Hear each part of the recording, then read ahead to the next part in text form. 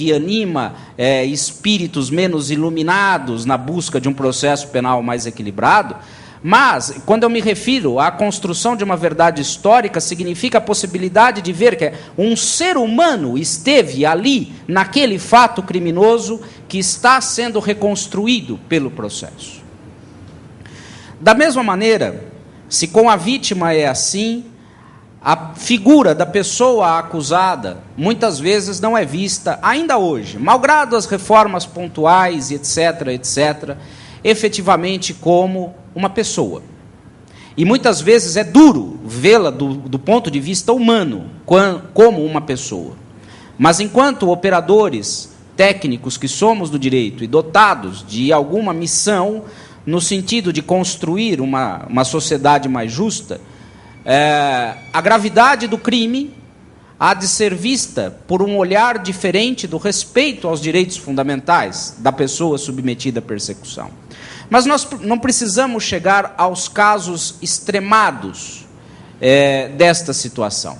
Nós podemos olhar uma criminalidade mediana e verificar, por exemplo, que mesmo com a renovação das medidas cautelares no processo penal, numa lei aparentemente evolutiva em relação ao modelo anterior, nós temos efetivamente situações de estrangulamento que, na verdade, acentuam, do ponto de vista técnico, e não diminuem, acentuam o encarceramento preventivo como uma medida regular do processo penal. E para lhes dizer isso, podemos olhar com bastante tranquilidade o leque das chamadas medidas intermediárias ou ditas alternativas, que ficam agora entre a prisão pura e simples e a liberdade pura e simples, que era o modelo basicamente dicotômico vigente até então. Inspirado por um ideal muito interessante, muito correto, de pluralidade de atividades cautelares, nós introduzimos uma série de medidas intermediárias entre um extremo e outro. A questão que se coloca é a seguinte: essas medidas, elas exigem, para a sua construção prática, monitoramento. A ausência de monitoramento significa o fracasso potencial destas medidas. Significa aquela ideia de que há uma lei que pura e simplesmente serve para existir apenas do ponto de vista retórico. Eu lhes digo, esse mesmo código reformado não previu, e haveria de tê-lo feito, minimamente, condições estruturais de acompanhamento destas medidas, que vamos chamar aqui alternativas. Mas mais grave do que isso, caso se queira, por exemplo, dizer que não seria esta uma missão precípua da legislação reformada. Não existe uma única, concreta, prévia política de Estado ligada à segurança pública sobre estas medidas alternativas. Ou seja, a lei entrou em vigor e ela tramitou durante 8 anos.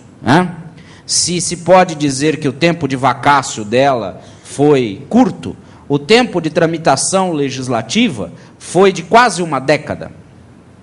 E entre o projeto original e a lei sancionada, havia, nesse aspecto, muito pouca diferença concreta.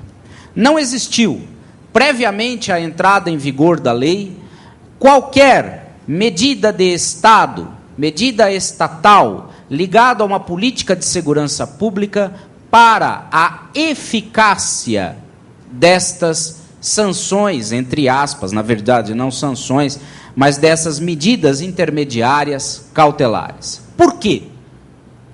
Bem, em primeiro lugar, porque as coisas são assim mesmo e o que se há de fazer, não é? Ou porque tudo se acerta com a bola em jogo, para usar uma imagem futebolística que foi dita aqui no final da fala que eu cheguei. Na verdade, a manutenção da cultura inquisitiva do Código de Processo Penal, alheio que se encontra até hoje a uma reforma global do Código de Processo, me permite a manutenção da cultura de um sistema que, na verdade, não está habituado a esta atualização democrática advinda, pelo menos do ponto de vista formal, de 1988 para cá. Esse exemplo das cautelares, assim como o exemplo da vítima, assim como o fracasso histórico de um determinado modelo de persecução investigativa que foi montado pelo Estado varguista para não funcionar, porque, na sua concepção original, esta investigação é desenvolvida, para usar a linguagem de hoje, por um agente estatal que não possui qualquer garantia orgânica na sua função, de um lado. Ou seja, delegados de polícia que afrontam um poder local, potencialmente podem amanhecer do outro lado do Estado da Federação, aonde se encontram lotados, exercendo as suas funções. Esse modelo investigativo, que nasce pelas mãos de uma autoridade policial cuja atuação não é garantida pelos instrumentos orgânicos garantidores de uma investigação independente, tramita com pouquíssima regulamentação prevista no Código de Processo Penal.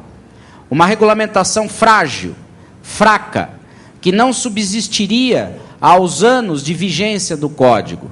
Mas o que é mais interessante notar é que essa investigação, na sua estrutura original do Código, ela se encerrava pela palavra de alguém que também não detinha as garantias orgânicas de imparcialidade, que à época era o figurino do Ministério Público, cujo procurador-geral, e todos aqui que são um pouquinho mais antigos, haverão de se lembrar, cujo procurador-geral da República, até 1988, era demissível ad nutum pelo presidente da República.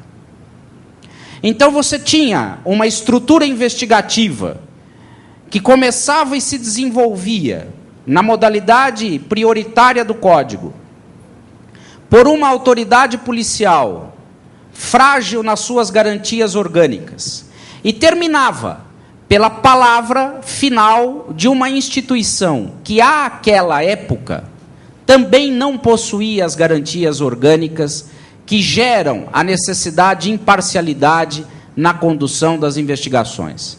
Lógico que, em relação ao Ministério Público, esse quadro mudou totalmente.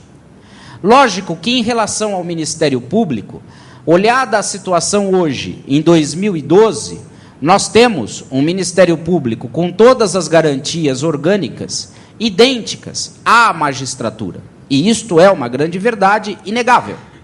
Porém, o resto da investigação criminal, na modalidade inquérito policial, segue com a mesma concepção ideológica, política, que foi concebida durante a exceção ao Estado de Direito no Estado Novo.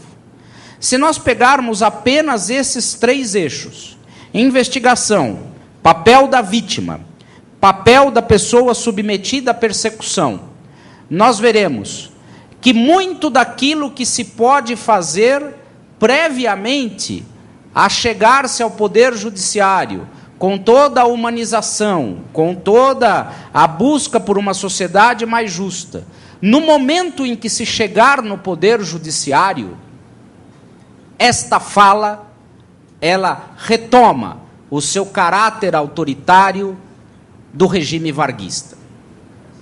Por isso, a minha modesta contribuição para algum tipo de discussão nesta sessão é pontuar a necessidade urgente, já caduca, inclusive, de uma reforma global do Código de Processo Penal que venha a suprir os imensos déficits democráticos que nós temos na construção viva desse fenômeno criminológico, desse fenômeno social que muitas vezes é o crime.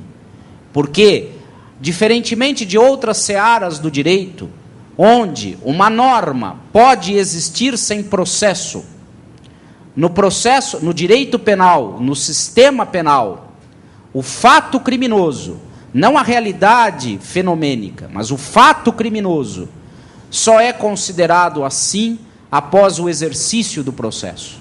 Caso contrário, nós temos apenas um corpo estendido no chão, e nós não sabemos o que está ali.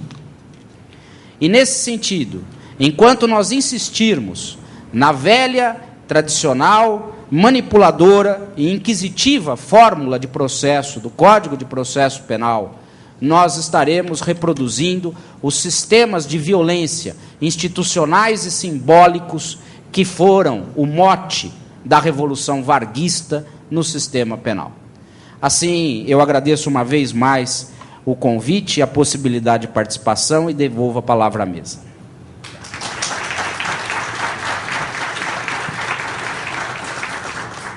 Eu gostaria de agradecer as brilhantes palavras do professor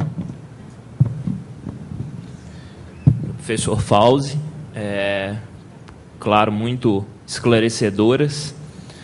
Acredito que todos concordamos com a sua fala da necessidade da reforma do Código de Processo Penal e de algumas adequações, acredito, também do Código Penal, que se encontra aí em defasagem completa, né?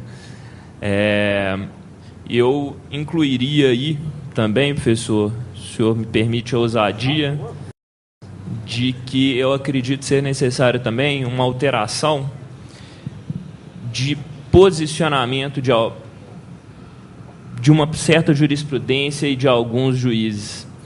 Eu não sei do comportamento de São Paulo, mas aqui em Belo Horizonte, infelizmente, alguns acusados chegam já no judiciário sem qualquer possibilidade de defesa. Não por inexistência de provas ou qualquer situação dessa espécie, mas porque, para alguns juízes, nunca existiu o princípio do pro réu. O pró societar é absoluto e determinante.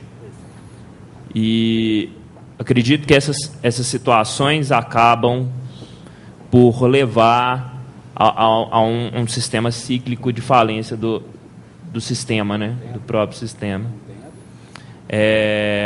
Agradeço novamente as falas e a participação, senhor mestre de cerimônias. Senhoras e senhores, convidamos também a compor a mesa para coordenar os trabalhos o senhor presidente da Comissão de Direitos Humanos da OAB, Seção Minas Gerais, doutor William dos Santos.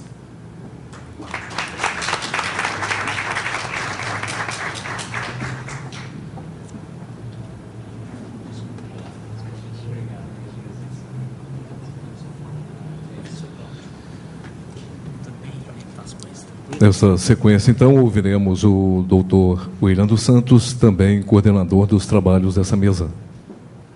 Primeiro, boa tarde a todos e a todas.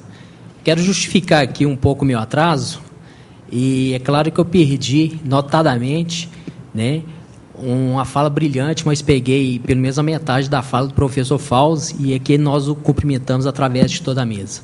O professor Beato vai ser o próximo orador, mas eu fiquei agarrado um pouquinho no trânsito, mas isso não vai comprometer os trabalhos, até porque encerra-se hoje e amanhã tem uma continuidade, né, das pessoas que fatalmente não estão aqui, vocês estão convidados outra vez. Agradecer também o doutor Daniel, né, por fazer esse trabalho e conduzir até esse momento.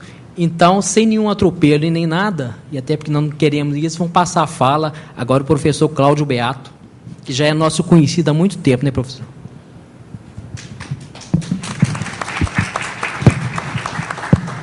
Bom, obrigado. É um prazer estar aqui, doutor Foz, doutor.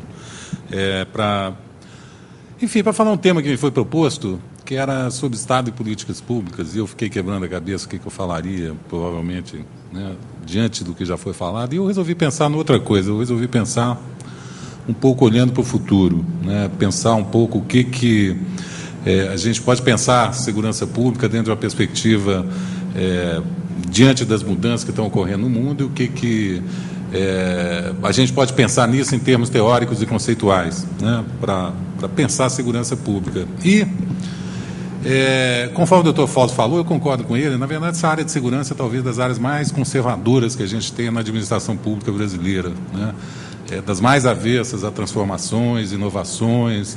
E eu vou falar, então, um pouco sobre justamente esse horizonte que a gente tem aberto aí de conhecimento, de tecnologia, desenvolvimento e avanços teóricos. Então, eu vou dividir hoje minha fala em 3 eixos que eu considero central para essa questão de segurança pública, que é, em primeiro lugar, hoje a gente está vivendo aí um aumento enorme na capacidade de análise de dados. Segurança pública é uma área que produz muitos dados, muitas informações, né?